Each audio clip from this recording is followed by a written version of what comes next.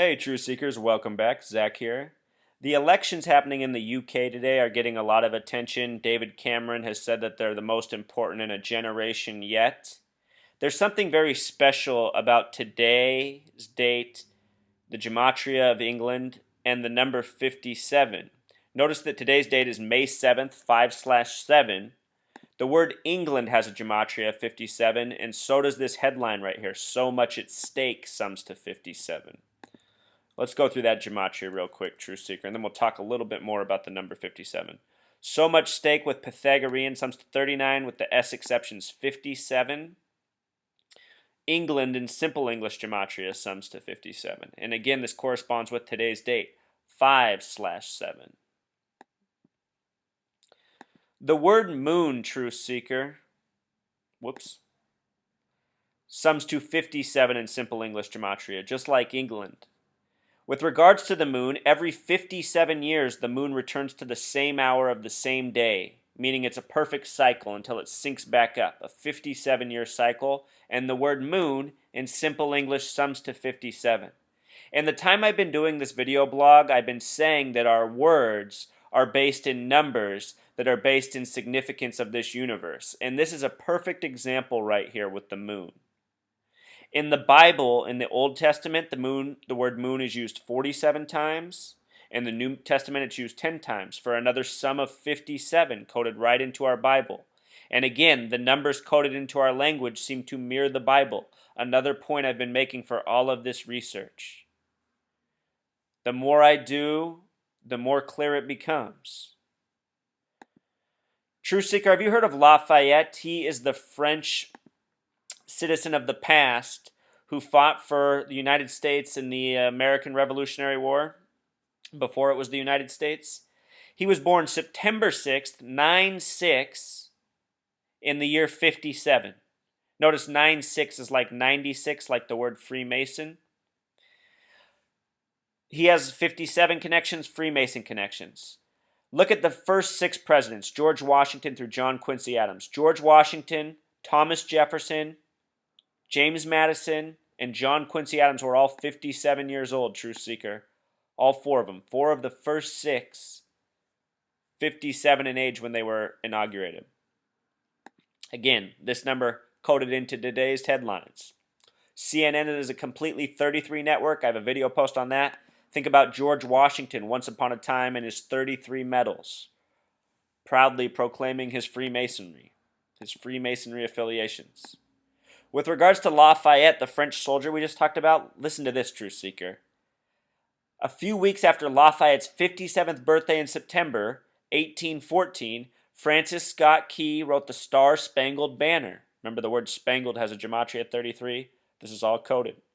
When Lafayette died, the Declaration of Independence was 57 years old. Things synced up according to this man. Probably an important Freemason of his time. A shock collar. There's a lot of stuff with 57, True Seeker. My blog is called Free to Find Truth. You can just type that into a web search. It'll come right up. You can type in all sorts of topics in the top left corner. I've done thousands of posts, covered so many things. Sports, conspiracy, history, geography. I've decoded a lot. And if you search in a topic, you'll probably find something I've written about it.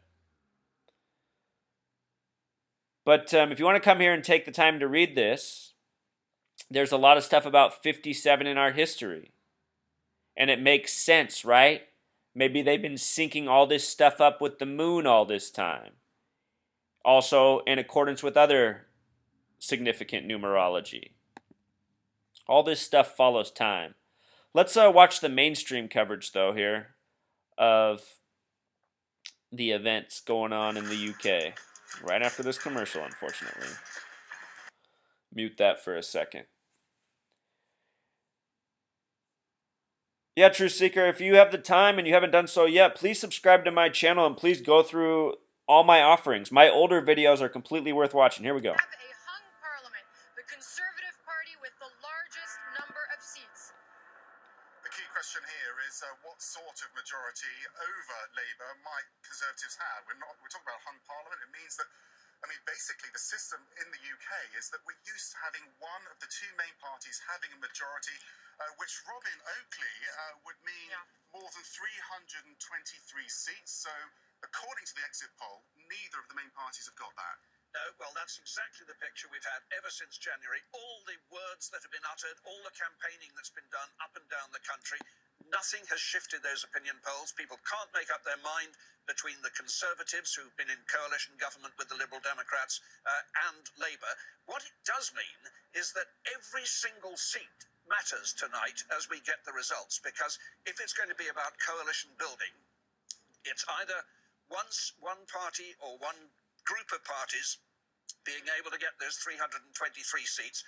We also have to look at the group being collected together on the other side, because there are a whole 323 seats. We're going to take a look at that number when we're done here.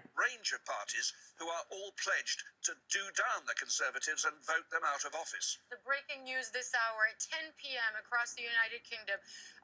Exit poll projections indicate a hung parliament. The Conservative Party with the highest number of seats, 316, according to this exit poll. It is a projection at this stage. Labour with 239.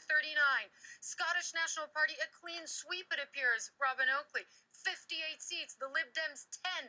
And UKIP, 2. So those are fascinating figures. That's a much bigger vote for the Conservatives than has been expected from the polling through the campaign.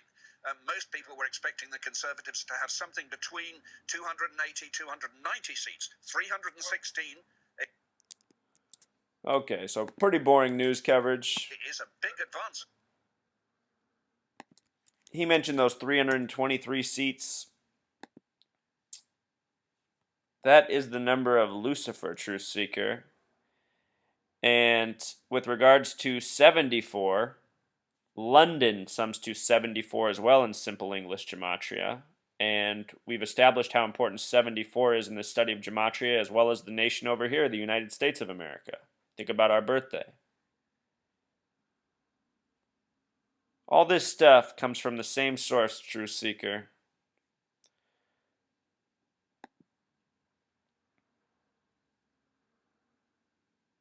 So much at stake. Really, we're just living out a script. All these people casting votes, thinking they're making a difference, they're just participating in the illusion. Validating the lie. You know?